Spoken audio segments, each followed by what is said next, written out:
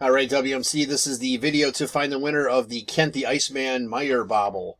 So we'll check the time, July 24th at 10:46 p.m. I'm going to go over to the Raz and type live. We have July 24th at 10:46 p.m. There is the list of our 50 entries. We're just going to randomize your names, and then whoever's on top after the final roll is our winner.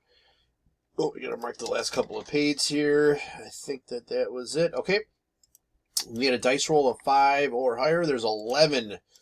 All right, 11 times. Here we go. 1, 2, 3, 4, 5, 6, 7, 8, 9, 10. Last and final. Here we go. Good luck. It is Scott. Spot 10 is your winner.